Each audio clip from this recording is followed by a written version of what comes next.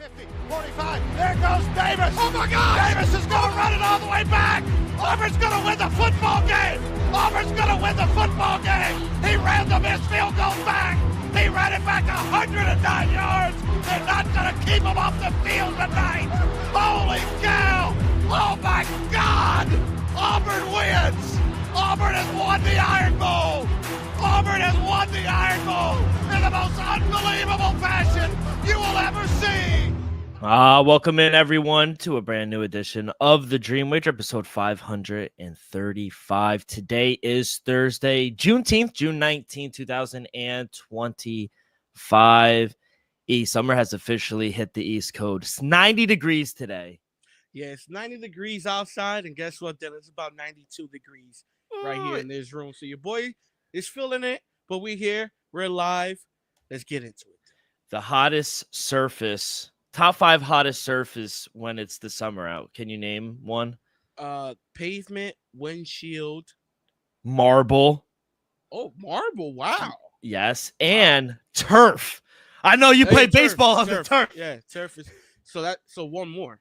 Yes. No, that's the 5. Garnet, pavement, marble, and they said concrete as well. Concrete. All right. I was wrong with the windshield. Windshield gets hot. Yeah, trust me. You know what else gets hot as shit? And then we can move it on. Yeah. The seat belt, the metal part of the seat belt. Oh, yeah, metal. That shit's cooking. That shit's cooking. For anybody ever just hopped in the back seat real quick back in the day when you was young, that little metal piece of that shit will burn you. Even when you put the windows down and you put your arm on the window, ooh, farmer's tan coming. And for all my people that drive stick out there and got a metal shift knob, that shift knob be burning. Do you believe in sunscreen? Yes, because when I was in Jamaica, the sun was busting. Like, don't get me wrong, in Florida, definitely in summertime, even in Jersey, but you don't need it everywhere you go. But yeah, when you go out the country, especially like south, it hits different. It's a must. It's a must. All right, kid. Well, yeah, be careful out there. It is 90. I think it's going to be for the rest of the week. So it's going to be 100 on Monday. Might be a late show. I'm letting you know people right now. Late show Monday. Because there's nothing really going on. Yeah. So it might be a late show Monday. It's the dog days of summer. I mean, after the NBA Finals, if they end it tonight, we got like 3 weeks until 2-a-days, and we got the NBA draft next week. A call that snuck up on me. I don't know. Did you know it was coming up? It snuck up on me. I know it was either Thursday. Cooper Flag. I thought it was Thursday, not Wednesday. Wednesday, June 25th at the Barclays Center. Yeah. Oh, I might have to stop by Brooklyn on Monday. I might. Hopefully I don't have Brooklyn Monday. Nah, it's going to be a zoo. Cooper Flag going to be in the building. They're staying in Manhattan, right? Oh, yeah. Yeah, they're staying in Manhattan. Chelsea. Nice area. All right, kid, let's get to it. We got a great episode for you guys today. We'll recap Florida back-to-back Stanley Cup champion. Sam Bennett does win the Conn Smythe as well. Got some NFL news. We'll talk about it as well. Some NBA news. A coach. Knicks get another coach paid. And then we got Game 6 predictions tonight back in Indiana. Halliburton is expected to play. We'll have plays there. Player prop side, total. Maybe some WNBA action. We gotta start digging for some of these games because, like I said, dog days this summer. We got an MLB, a lot of day baseball going on in the Diamond. I got some plays, and so does Elvis. And then we'll end in College World Series in Omaha. We got Coastal Carolina taking on the LSU Tigers. It was a crazy game last night. Did you catch it or hear anything about it? LSU versus Arkansas. I heard about it. Didn't catch it though. You know me, especially on these days during the week. I usually you're asleep. You got bedtime. I'm asleep. Yeah, I got bedtime tonight. It's Game 6, so I'll probably stay up the whole game. Not guaranteeing the whole game. Close game. What if it's going to overtime? I stood up for Game 1. Yeah. I stood up for Game 1, but I'm not gonna lie, people. 2 games I did fall asleep at half. 5-3 going into the bottom of the 9th, and Arkansas is LSU is down. They come up to bat in the bottom of the 9th. Walks a few guys. Guy gets a hit. First and second, or I think it's maybe second and third. Guy hits a line drive, and the left fielder he takes a step back. Like, that's their first step. It should always be back. But it was a line drive. It was a line drive, and it hit. He missed it completely, and it hit off his shoulder and rolled to his right. And 2-run score. Game. No, 2-run score. They tie it 5-5. Guy gets on second. Next batter, I think, gets out. There's 2 outs now. Guy gets up at bat, hits it right up the middle, line drive off the second baseman's glove. They walk it off. Wow. Meant to be. Yeah. You know what that means. Bro. Yeah. LSU are their favorites now in a best of 3 championship against Coastal Carolina, who's coming in. DeShonta clears 26 games in a row. So they're dominant. Should be very exciting this weekend. We'll have plays there a little later on. But Elvis, let's recap. Congratulations to the Florida Panthers. I mean, you were the only one. I know I was on the Oilers. Some other people were on the Oilers as well. But what Florida did, they controlled basically every period. I think there was only about 20 minutes of the whole series, 20 to 40 minutes that Florida was in trouble. Outside of that, what a performance. They win in 6. They dominate 5-1. Who had 4 goals? It was who was it? Panther. Oh, I thought he had 4. Stein Reinhardt. Yeah.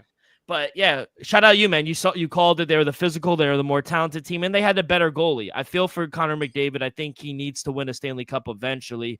We'll see if it's in Edmonton, but yeah, what were your thoughts on Game 6? Oh, Game 6, it was just a dominant performance. Like you said, Florida's clearly been the more physical team throughout the series, and besides Game 1, and give them credit, a spectacular comeback in Game 3, being down, 2 or 3 goals. Edmonton has been outplayed by the Florida Panthers besides those 2 instances. So give credit to Florida, back-to-back champs. I'm going to give them a shot for the 3-peat, Dale. If they could keep it together, I think they will. They might be even able to add a piece. I think Florida has a solid chance to go for the 3-peat. And now for Edmonton, I've been hearing, especially on the media, about, McDavid got to get it done. He got to get it done. 3-time MVP. No doubt the best player in the league. At the end of the day, people, it takes time. Look how long it took Sid the Kid. Look how long it took Ovechkin. It took those guys they were great here to finally win it all. So at the end of the day, yes, it's tough seeing the superstar fail, but it takes time, people. Greatness doesn't come overnight. I understand McDavid is great, but championships is a team sport. Now, I understand they got 2 out of the best, 2 top 5 players. Yeah. At the end of the day, if you saw this series, Florida was clearly the much better team.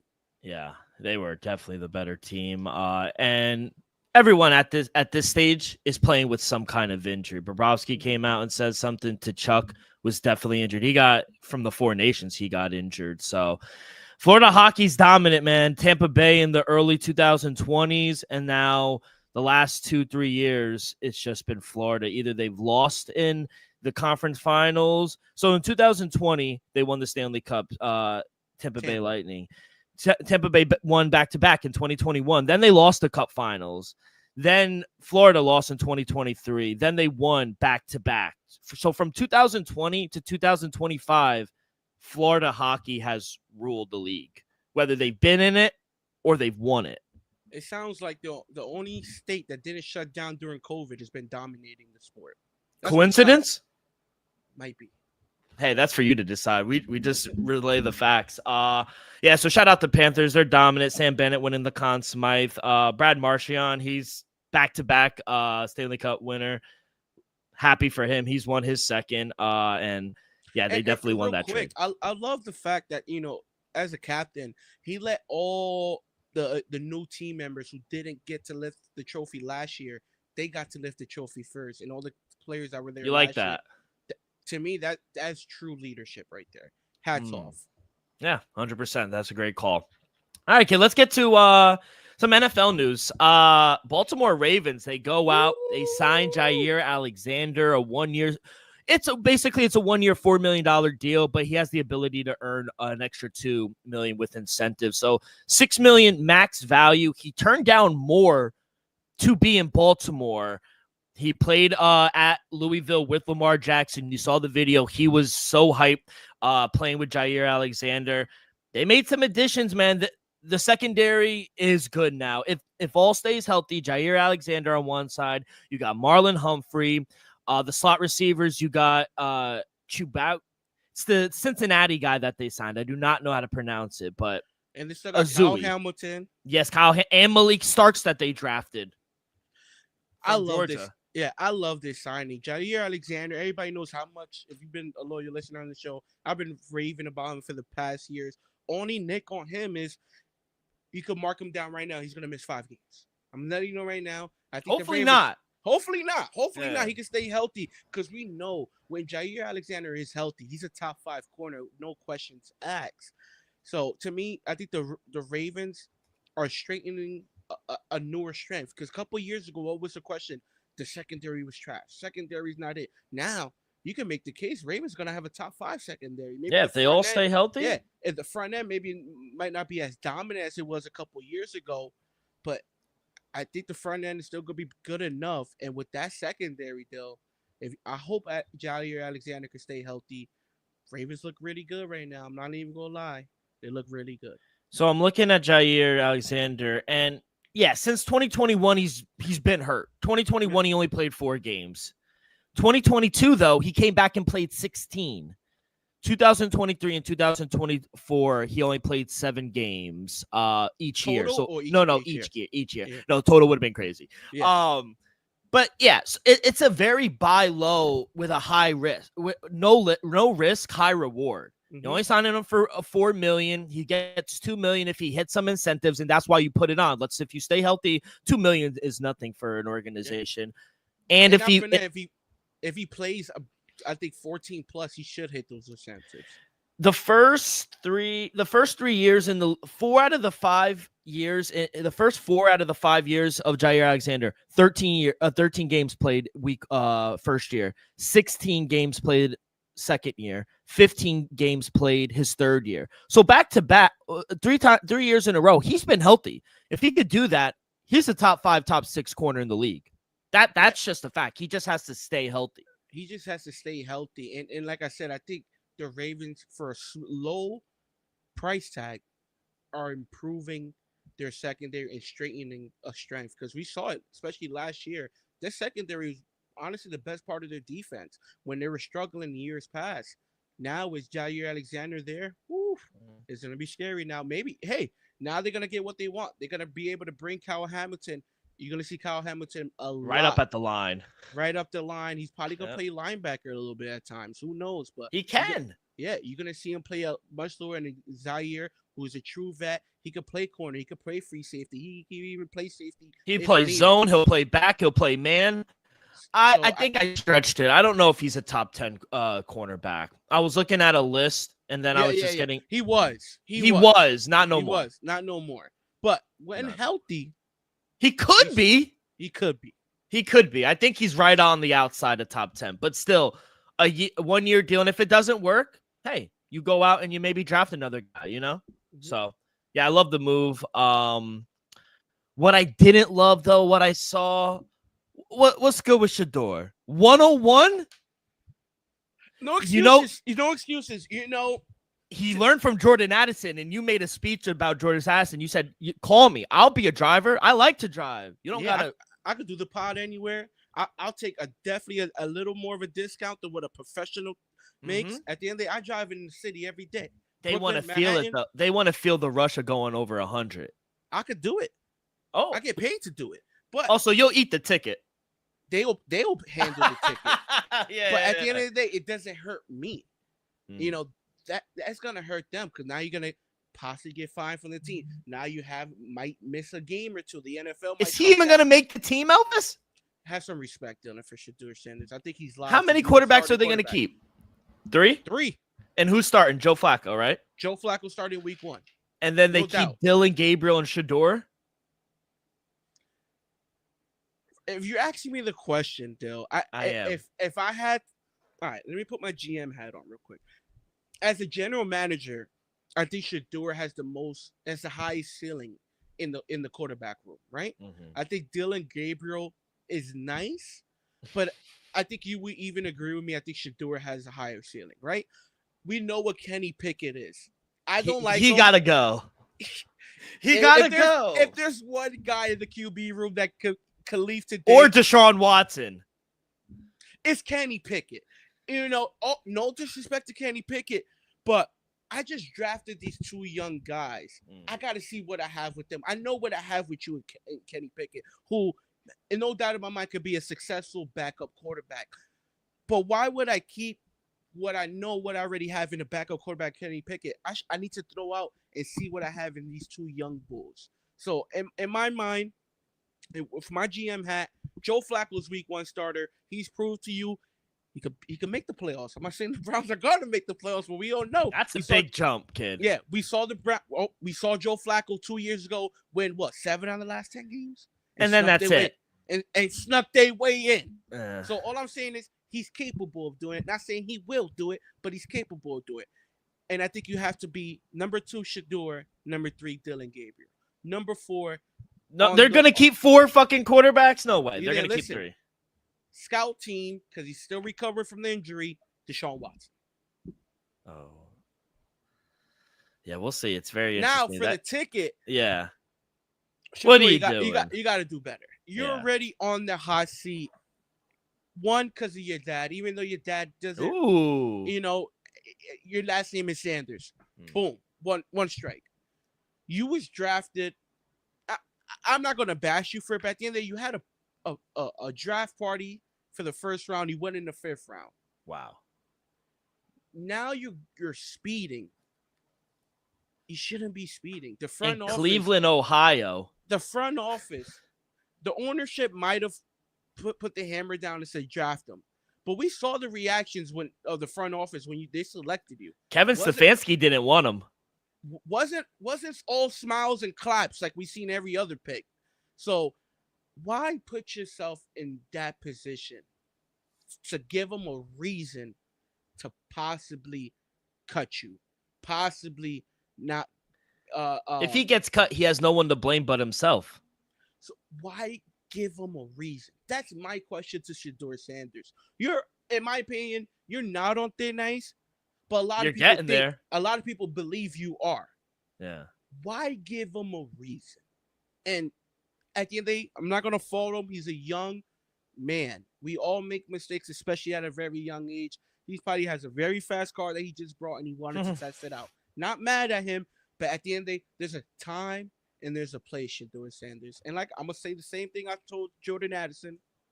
If you need a driver, hit my line. I'll do you great rate. You don't need to pay what all these professionals are getting paid. Your boy would do it, and not for nothing. You could throw some tickets in. Kind of security as well. Yeah. Because I ain't going to let nothing happen to me. That means nothing happening to you. Exactly. Gotta learn from this. Gotta learn. Also, sad news. Great player, I thought. CJ Mosley. He did retire. 5-time Pro Bowler. He has retired from the NFL. Looking at the numbers, kid. Outside of 2019 and last year, this guy plays 15 to 17 games. He'll miss a game, but that is it. I mean, over 1,000. Solo tackles, he had 687. Total tackles, 1,082. He assisted on 394. Not the biggest sacks guy. Highest sack career was back with the Ravens his second year in the league with 4. But I respect him. I think he's a great player, great locker room guy, but I don't think he's a Hall of Famer. No, I don't think he's a Hall of Famer either, but I think CJ Mosley, yes, he retired. I wouldn't be shocked he's on a contender come week 10, come week 12. I think I think he went to camp, he went to he saw what was going on. Remember, he wasn't signed. He was a free agent. I think he got some calls for some teams and he wasn't really interested. And maybe he got a call or two from a team he was interested in. And maybe he's not trying to go through that. And not for nothing, Dill, we're also seeing a trend, especially on the defensive side of the ball. We're seeing a lot of earlier retirements than we used to see. Brain damage. I'm not going to go that far. It's Dill. possible. I know, but it's not a joking matter. No, I'm not joking. Yeah. So, shout out CJ Mosley. I think he had a tremendous career, but in back of my mind, I think on week 12, he'll be on a contender. He was dealing with a neck injury his last year, a really bad neck injury. He wound up only playing 4 games and he got shut down midway through the season. Hey, maybe something that we don't know about with his neck. Maybe Yeah. it's like a Sterling Sharp type of neck injury. Or maybe look at Peyton Manning. They told Peyton Manning not to play. He played. Legend. Not going to stop these guys. They're fucking warriors. By the way, before we get to some NBA news and Game 6 picks, we had some. Do you know how many days left until we have football? College football. Week 0, week 1. Because I will give you the date, August 23rd. You're good in math. I figured you'd be able to get 56. No, 63. Damn. 65. 65 days Damn. from today. That's not bad. Closer and closer. Honestly, yeah, I'm bugging. It is 60. So not bad. But yeah, so real quick, before we get to some NBA plays, we had some news in the league earlier today, actually. Mentioned it at the top of the show. New York Knicks get another head coach paid. Man, this team is just, it's sad. It's sad what we're able to do for other people besides ourselves. But Houston Rockets coach Ime Udoka, he's agreed to a long-term contract with the Houston Rockets. It's going to make him one of the highest paid NBA coaches. After a 52-win season, he got a top 2 seed for the first time in 7 years for the organization. Sham said it's an 8-figure deal. I'm happy for him. I wish, obviously, he was a New York Knick, but he's a great coach, and he's a program changer. He kind of reminds me of like a college coach where we see immediate impact, and the players just kind of buy in. Now, he might be a little freaky on the side, but as a coach, he's a great coach. You can't say anything bad about him. Yeah, I think this is a great signing and extension for the Houston Rockets. They got their coach for the future. You know, I don't know how long is the deal. We just know it's a long-term deal. I'm assuming it's for the rest of the decade. Ime Udoka is no doubt he's been a top 5 coach since he's entered the league. You know, even when he was on the Celtics, we understand he lost to the finals against, you could say, a very great Warriors team 3 years ago now. We know what happened in Boston behind the scenes. He got let go or fired not because what he was doing on the court or because lack of winning strategy, defensive calling. It was something off the court. Yeah. Now in Houston, he got him as a number 2 seed, 50-plus wins. This is a very young Houston Rockets team who's on the prowl, who might be a championship contender, depending if they make some moves this offseason. So, to me, Houston Rockets are heading towards the right direction. They're loaded with a bunch of young talent. They have the cap space to go land a superstar. And Ime Udoka is one of the best, not just best coach of the league, but also one of the best defender-minded coaches in the NBA. So, great move by the Houston Rockets, and shout out Ime Udoka getting it taken care of after Boston tried to sweep him under the rug and throw him out. Yeah, they had to let him go. They made the news public. Whatever it was, I don't judge. You do what you want on your own time. They have to make it public. They did. They chose to let him go. He didn't. I think he was just he didn't get fired, but they kind of like put him on. They suspended him. They suspended him. Thank you. I they lost track of the blackballed word. him. Remember, he didn't work for a year or two. I was hoping the Brooklyn Nets got him. Yeah, but you guys got a good coach. You're good. Yeah. But yeah, man, I'm happy for him. He definitely deserves it. The ownership, they believe in him, clearly. He's won 93 games, Udoka, for the Houston Rockets. The prior 3 years before he got there, they won a total of 59 games. They were terrible until this guy came. And you talk about defense, that's a great point. They finished 5th in defensive efficiency this season. They were bottom 5 in defensive efficiency since 2022 prior to getting there.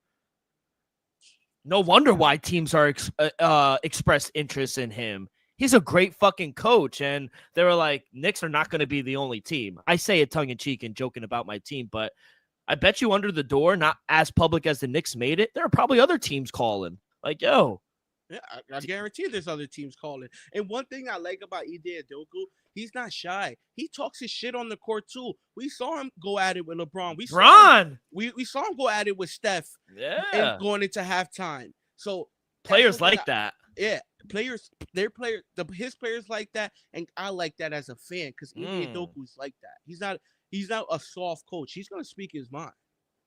He led the Celtics to the finals, bro. In his only season. In his only season coaching, yeah. That's crazy. They already we talked about it last week. They re-signed Steven Adams. Yeah, we'll see what they end up doing next week. They have Durant. That's one of his destinations, and that's why I think maybe Fred VanVleet's gone because they need to make a decision on $45 million, and that 45 could be spent somewhere else for Kevin Durant and another player. You know why? Because the player that's most likely going to be traded if Kevin Durant happens to get traded to the Houston Rockets is going to be the young bull Jalen Green. You know, I don't think they want to trade him though. I think you have to. You saw that horrendous playoff performance he had there. I think he averaged. He's always been inconsistent. I know, but 8 points a game. Yeah, that's bad. He averaged, I think, 20, 21 during the season. That's bad, but I don't know. I was never really a Jalen Green fan. I think he's good, and then there's games he just disappears. You can't afford that. 100%. You had Amin Thompson step up. You had Fred. He's nice. Fred VanVleet step up. He's gone. He's gone. I think you bring him back on a more friendlier contract, unless there's a team, like I said earlier on the previous pod, a team like Utah or Charlotte who's just gonna give him $100+ million. Gun to your head on June 19, 2025. Where do you think Kevin Durant is gonna go? Because I think we're coming down to maybe by the end of the month we'll have a team by end of June, early July. No, we're gonna have a trade by the draft. The draft, yeah. I think he goes to the Spurs. That's my call. As a fan, wouldn't be mad at it, just wouldn't love it. I think realistically is either going to be Houston or Miami. Just because Miami do have the pieces, they're young. But they never really go after that big guy. I understand that, but that Kevin Durant wants to go there. It's also where Kevin Durant agrees to go get traded. Yeah. It's not just, we're going to trade you to San Antonio. If he wants to go to San Antonio, he'll go there. But I think realistically, he's going to be Houston. If I had to bet on it, I will bet the Houston Rockets just because, like you said, Fred VanVleet, he's a free agent. That's $45 million up in the air. You have assets, you have draft picks, and you have the cap space. It makes perfect sense because with Kevin Durant, to me, you're a contender. Another team that's not in the radar, but I personally would like him to go to, is the Minnesota Timberwolves. I think with Kevin Durant, Ant-Man, Julius Randle, with those three, Rudy Gobert, hate him or love him, and the role players around, the bench player. What do you have to give one of those guys up, though? Yeah, you would have to. No, Dante, well, Naz Reid. Honestly, you might, because I think Rudy Gobert makes a lot of money. Yeah. But let's not forget, people, the Phoenix Suns was paying Bradley Beal $50+ million, Devin Booker $45+ million, and Kevin Durant $50+ million. So 3 huge contracts are capable in this NBA, especially with the market cap going up as well, Dylan. Don't forget about that. It goes up every year. So you could fit 3 $40, $50+ million contracts under the cap. It's just, what are you going to have around them? Yeah, we'll see what he does. You can't have another Phoenix situation where you have 3 superstars and you have a below average team around them. Yeah. I think the correct answer was the state of Texas. we covered both of our bases because I honestly think he already came out and said he doesn't want to go to Minnesota. I know that's like a dream for you, so that's fine. It's not a dream. It's just as a fan. Yeah, as a fan. Yeah, you would like it. Yeah, and another spot I would love to see him with, entertaining-wise, Ja, KD, Jared Jackson. They're in rebuild. But Dill, he doesn't want to go. You heard Stephen A. Players are afraid to go there. You heard him. They call it the dungeon. Yo, when he said that, I was in tears. Yeah. He goes, "Don't make me name names." Yeah, but at the end of the day, Dill, You're not going to sit here. Stop it. You're No, not going to stop sit here it. and tell me John Morant, Kevin Durant, Jared Still Jackson not a Jr. good team. Still not a good team. In the West?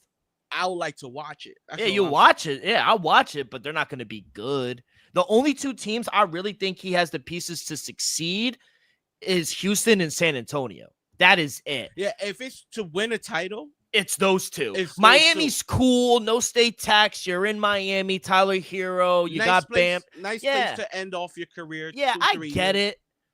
And I get Minnesota. It's just, I guess he doesn't want to go there, but I get it. They have some pieces too. Him and Ant-Man would be crazy. But I think Houston, or you got De'Aaron Fox, you got Wembanyama, and then you got KD. That is better than any three you could give me on Houston. Now, he has a better surrounding team. I'll agree with that. And a better coach. Deeper. Correct. 100%. I'll agree with that. But I don't think there's a stronger three punch between Wembanyama, De'Aaron Fox, and KD. There just isn't. In the teams that he's interested in. I agree with that 100%, though. But one thing the Houston Rockets could tell Kevin Durant, we was just a 52-win team. We was just a second seed. We're a superstar away. In my eyes, I think the Spurs are more than just a superstar away. That's fair. I understand that, but they would if they land KD, they'll be a top 5 team. I was gonna say they take a leap. They'll be a top 5 team. Are we forgetting? I'm not the biggest KD fan, but he's a bucket still. Yeah. There's no doubt. If Kevin Durant joins the San Antonio Spurs, they'll be a top 5 seed in the West. My point to you is Houston's already a top 2 seed in the West without him. Yeah. No, I get that. I get that, but that's with the current team. You remove some of those players. Those players are better than Kevin Durant? No, but as a team, as a collective, they mesh better. KD gonna come in there? Who knows? I think so, man. I think if I had to bet, it'll be Houston. But I think we can make a lot of checks and balances with both teams. Yeah, I'm not mad at your Spurs pick. I'm not mad at it. Yeah, that's gonna be mine. Hey, if he lands somewhere in Texas, we both hit.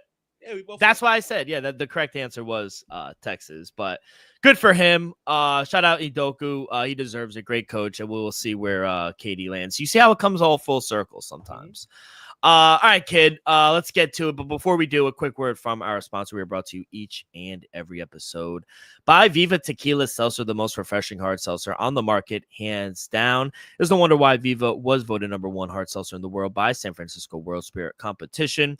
With only 88 calories, 0 carbs, 0 sugar, and a light 4.5 ABV, Viva is the perfect drink for your post-game celebration, as it was created with that active lifestyle in mind. We flavor tequila seltzer because flavor is the spice of life, and we like our drinks so just a kick, just like how we like our lives. Whether it's Huckleberry playing around a golf with the boys or an elderberry watching Game 6 of the NBA Finals, it doesn't matter. Our favorites pair perfectly with our Artisanal Blanco tequila for that subtle and refreshing drink. Our belief here at the Dream Wager and at Viva is to live long, live well, and live it up. All right, kid, before we get to the NBA Finals, I have a little trivia question that I wanted to ask you. It's a gambling question. I want to see what you think because it stumped me. Including the playoffs since 1990 and 1991. Obviously, we weren't betting. We were born in 95 and 94. But to your point, because I'll give you a little hint. It's since we were born. Including the playoffs, which NBA team was favored in the most games in a season, including playoffs? Since 1995? Yes. Which team? There only should be a few answers that you're thinking of. Yeah, I'm going to say the 2001 Lakers, 1998 Chicago Bulls. What? You're missing two key ones that I hit initially. But it was number 2. 2014 Miami Heat, 2013 Miami Heat. No. What? Mm-hmm. Favorite it most?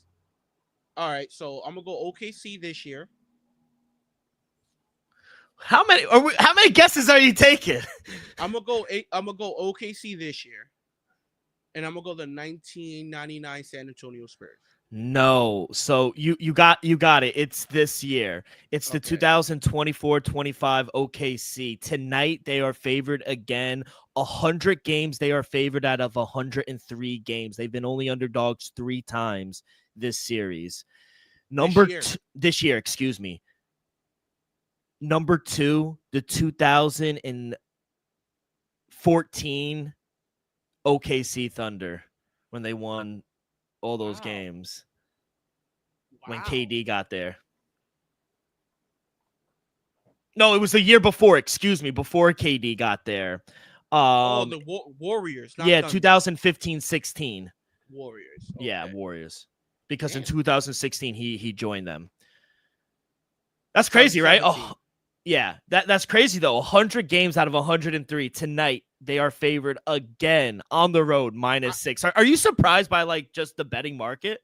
Not really. Just because they were great last year. Yeah, and we saw them get better throughout the season. So not surprised. And like I said, they deserve to be favored every game in this finals run. There's no question, no doubt in my mind. They deserve to be favored this whole finals run. And you also got to remember, like you were talking about Chicago, but Chicago swept some of their opponents. OKC's been playing 7-game series, longer series. Yeah, so that's why I'm like, I honestly thought would be like Miami, because remember that Miami team. They're up there. I think they won 27 or 28 games straight to end the year.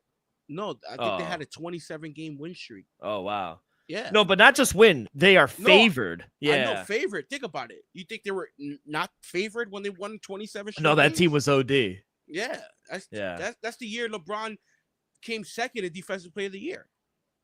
That team was to D Rose, right? No, Defensive Player of the Year to Marcus Gasol. That was MVP. Yeah. Yeah. That's crazy. To be honest, LeBron's been robbed multiple years. Yeah, he won MVP, didn't win Defensive Player of the Year. How does that make sense? Think about it. He was on first team all defense. The guy who won the Defensive Player of the Year was second team all defense. That's just wild. That's wild. All right, kid. Game 6 tonight. Let's get to it in Indiana. 8:30 start time here on the East Coast. Like I said, for the 100th time, OKC favored -6, -220 on the money line, +6, +186 if you're feeling a dog. Extending it to 7 games total is at 222.5. Elvis, are you just sitting back watching, because you got a lot of things riding here on this game? Yeah, I will be sitting back and watching. I do gotta play. I'm gonna start with my play first. Wait, is it a player prop? It is a player prop. All right, so let's talk side and total real quick before you do that. Now you have OKC in 6. You had them winning the series and them losing game 1. You had Chet leading the series in rebounds. That's looking good. Everything is looking good. We have over 5.5 games. Listen here, people. I hope some of you guys took these plays. Yeah. Because there's a small chance your boy, Elvis, has swept the NBA Finals. That's the title. That might be the title, people. I got over 5.5 games, +120. Already hit. 6 games at +300. Total games, +300. We're live on that. Indiana, +2.5 at +108. That's golden. Pacers to win game 1. Thunder to win the finals, +500. That's looking lovely. And now, to me, my lock, I said it on the show, the lock of the finals was most rebounds, Chet Holmgren, -130, and it won't even be close. And as of right now, it's not that close. Pascal did get me a little nervous, games 1 and 2, but so far, so good.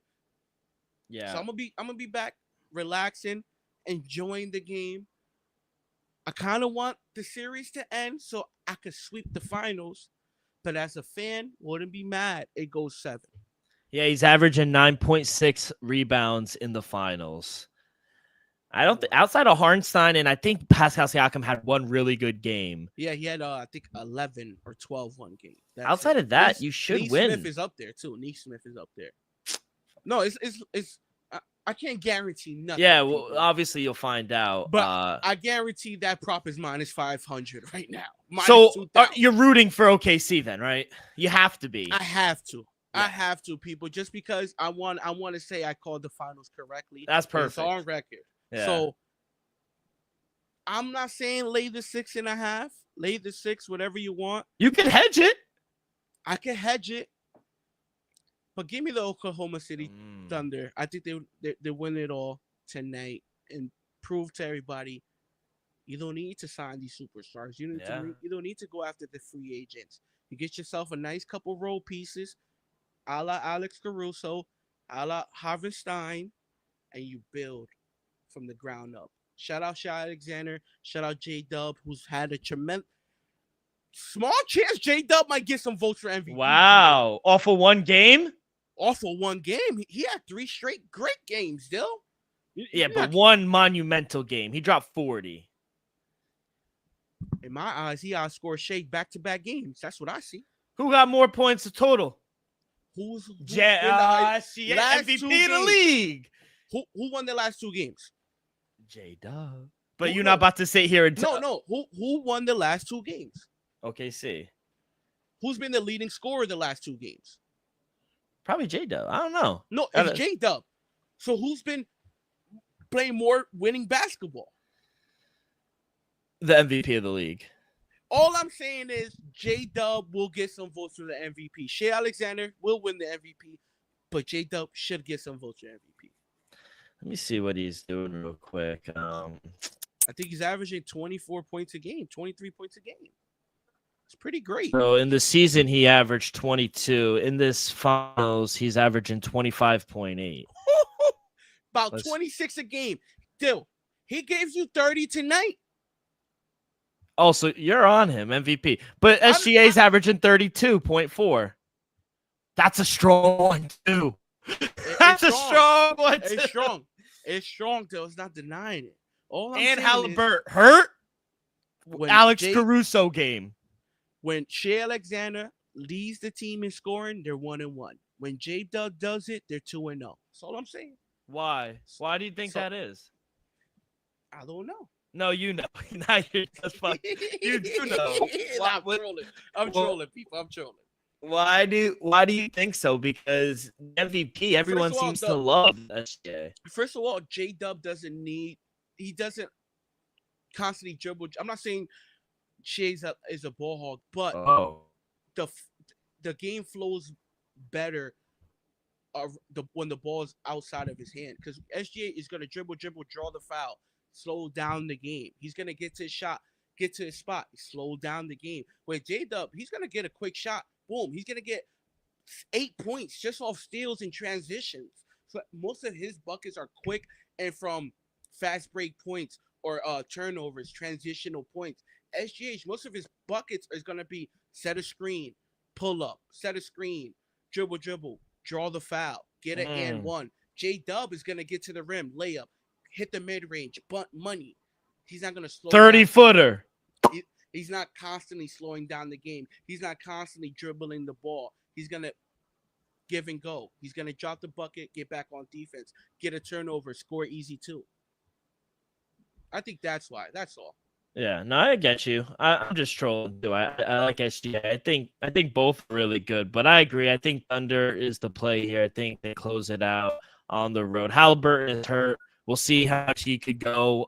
He is expected to play. If he doesn't go, you got to imagine Rick Carlisle's smart enough to. I think I think we see. I remember OG Anunoby last year, Game 7, where he started the game. I think he hit a huge 3, and that's it. So I think Halliburton, he gives it a go, plays. I hope he plays the whole game, but I wouldn't. I wouldn't be surprised if he goes out there, takes a couple shots, and he's just like, you know what, I'm not 100%. Let one of these guys who's at 100% go on the court. Because he is eventually going to hurt his team if he's out there and he's not 100%. Exactly. And Rick Carlisle is not going to. We saw him take him out early. We saw him take him out with 3 minutes left in the game. Are they good enough to play without him, with TJ McConnell? Good enough to play without him? Yes. Good enough to win the finals? No. That's the thing. Can they win? Can they force a Game 7 without him? I think so. Can they win back-to-back games? Game 6 and 7 without him? No. No. Yeah, so... Yeah, I'm on Because OKC. TJ, think about it, Dale. Nimhard, TJ, OB, Tappan, they give you all 15 plus tonight. I expect the Pacers to win that game. And Benedict Mathurin, too. Yeah, if they all show up, give you 10 plus points, they most likely gonna win that game. I don't expect them all to give you double digits in OKC in the game 7. All right, you said one of your official plays, so you're on you might hedge it +6, but OKC you are rooting for your ticket.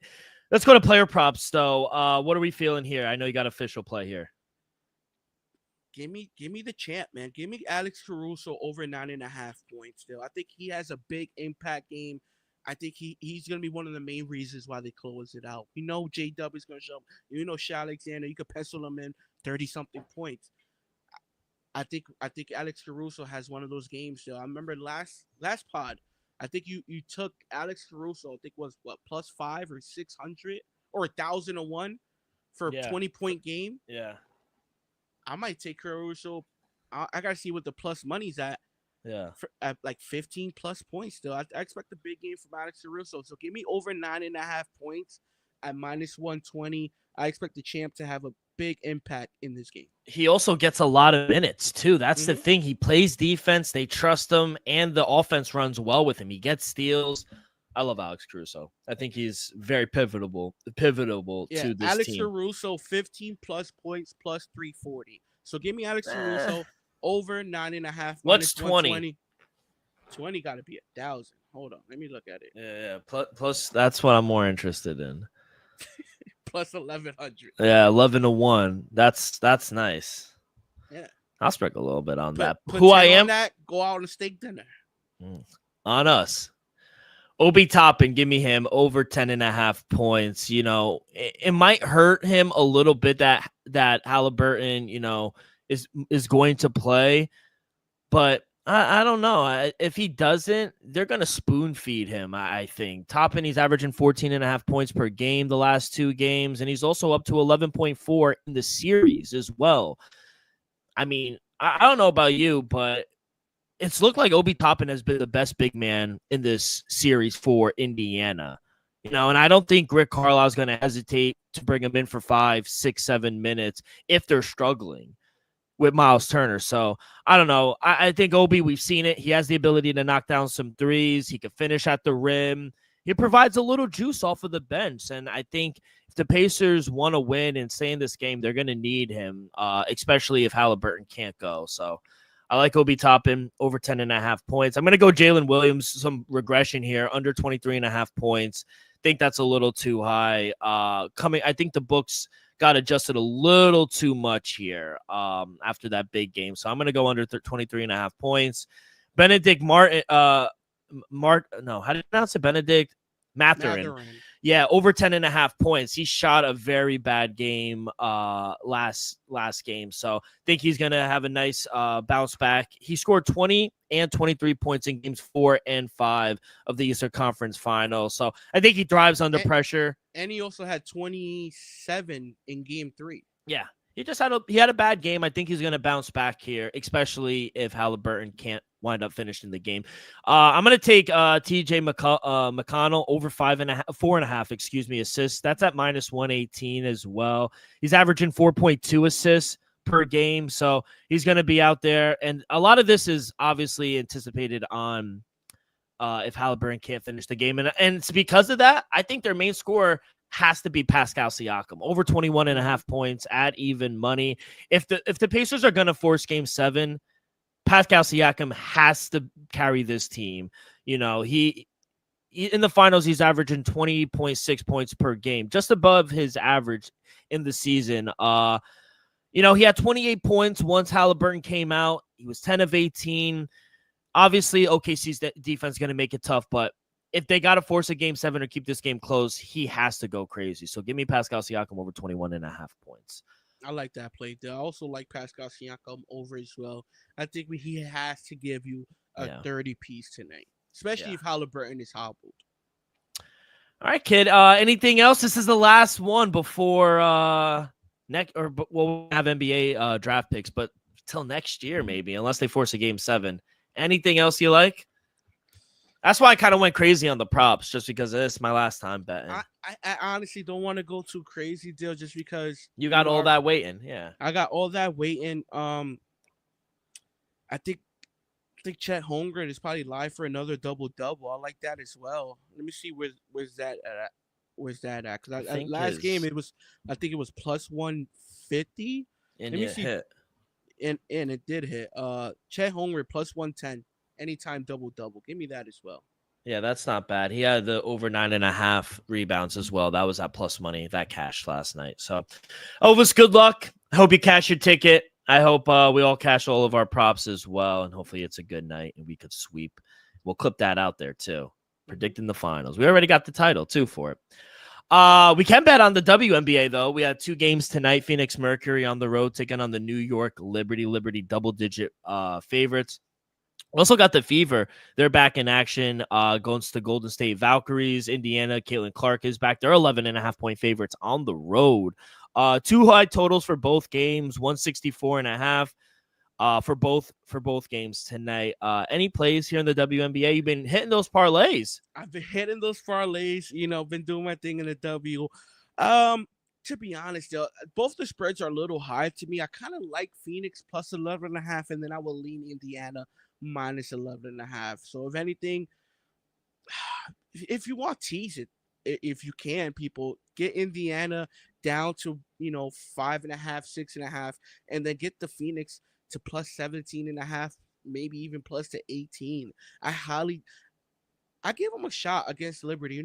Liberty's been very good, but coming off their first loss of the season, Phoenix might be smelling some blood. I think they'll play up to the competition. I think 11.5 is a lot of points for this matchup. Yeah, I kind of lean the Valkyries here, honestly. Plus 11.5 at home against the Fever. They're coming off of that physical game against Connecticut. Man, they hate Caitlin Clark, man. She's the best. I'm convinced she could make her own league. Like at this point, people they're haters, bro. I don't know. Yeah, I think she could go anywhere and sell out in the arena. Yeah. If you be like, hey, June 28th, Caitlin Clark is gonna have open gym. People are selling out. Yeah. Yeah, so I think the line is a little too high, if I'm being honest. I get it. Indiana, they're wagons right now, especially since Caitlin Clark has come back. But maybe if it was around 7, 8, but I think 11.5. I think the market got a little too happy with them. So I'll take the plus 11.5 with the Valkyries at home. For the first game, really don't want to do it. New York, they've only lost 1 game, and it was to Caitlin Clark in the Fever when she went fucking berserk. But I don't know. I think they win here. Obviously, they're big underdogs, Phoenix. Maybe the under. I think 164. That's kind of a high total here. I don't trust Phoenix offensively, so maybe an under there, but that's what I got in the W. Let's go to the MLB. Like I told you, E, we got some day baseball here. How are your Red Sox doing? They're all right? We've been struggling a little bit, Dale. I'm not even gonna lie to you. We've been struggling ever since Rafael's been traded. It's been a little down. I think we got smoked the other day, and I think we're off today. So you know what? It's all right. It's all right. Coming home from a West Coast trip, it's okay. All right, we did have some rain, so some games did get rained out. But what do we like here for today? Minutes. Yeah, for 2 minutes. The only game to be honest, people, I didn't want to really touch a lot because it's been a horrible week for me in on the diamond. I think I went 0-3 last pod, and everything was looking great early on. I had the Mets; they blew a 4-0 lead. I had the Red Sox. Brandon Rule ended up being switched to pitch last second. That ended up fucking me. So it's been a struggle. I ended up wanting to play it safe today. Houston Rockets taking on Oakland Athletics. You got Colton Gordon going for Houston. You got Jacob Lopez going for Oakland. Give me the Astros. Minus 135 on the money line. As of right now, they're minus 140. So money it is coming in. I know it's a little chalk, people, but I'm trying to get on the board on the diamond. It's been a rough week. We're trying to turn it around slowly. Give me Houston on the money line. And then I also like Tampa tonight. Minus 137. I always butcher his name, but Rasmussen. Yeah, Tampa's been playing good as of late. I think they won 4 out of the last 5. And I know how I feel about Baltimore. Yes, Baltimore's been playing a little better as of late, but you know what, Dill? Give me it. Give me the Tampa Bay Rays minus 135 on the money line. Yeah, and Uncle Charlie's going for them, who I still Yeah. don't like. Yeah, they're the hottest team in baseball the last 3 weeks to a month. So, yeah, I do like Tampa Bay Lightning here. I lost my first game. I was on the Reds. It's the bottom of the 8th. Minnesota's up 6 runs. So, yeah, 0-1 on the day, but we are live on the Blue Jays at home against Arizona Cardinals on the money line, minus 132. Mets lost 6 in a row. No worries. I am going to take them tonight. Joey is in the building. He will be at the game live, right above the Mets bullpen. So Spencer Strider going against Clay Holmes. Bullpen's been a kind of a mess. The offense has not been good. Luis Torrens should be the starting catcher, not Francisco Alvarez. I'm tired of seeing that fucking guy behind the plate. The Mets got to win, man. They have to win this game. It's been a tough 6 games. They need this one. Plus 118, plus 120. Those are my dog of the day. I'm going to take the Mets. I think they bounce back here tonight with Joey in the house. No lines yet for Friday. I'll have some picks out. I'll probably post them. Elvis will post his as well over on his action app. But, kid, let's get to some baseball. I did mention it earlier on. Coastal Carolina taking on LSU Tigers. LSU Tigers are the favorite here. They are minus 160, plus 124 for Coastal Carolina's Chanticleers, and they've won 26 games in a row. I got to go with them on the money line. I think I got at plus 130, but it's come down a little bit, plus 124 now. I think they got the momentum. I think they're the best team in the country. LSU, great walk-off win, but there was a high probability last night that they weren't even going to be in this game. I feel bad for Arkansas, but them's the break sometimes. And I just think Coastal Carolina, they opened up to a 6-0 lead against Louisville yesterday, and they just smoked them. The bats are hot. Pitching has been hot. I'm going to go Coastal Carolina here to win the College World Series, plus 124. What about you? For game 1, give me Coastal plus 125 on the money line, and also give me the under 8.5. I don't think we're going to see a high scoring output, especially we just saw LSU work their magic deal, got a little lucky. You could say Coastal has been a wagon. I expect the Ace to have a great game 1. Yeah. I expect both aces to show up, honestly, for game 1. Give me the under 8.5. I think it's a high total for a game 1 World Series. Let's fucking lock in, kid. Thank you so much. No UFL. No, nothing. It's like I said, dog days of summer coming up, but getting the schedule ready for 2-a-days. I cannot wait. I said, 65 days left till week 0 in college football, but that's going to do it. Hey, kid, stay cool this weekend, all right? Any big plans?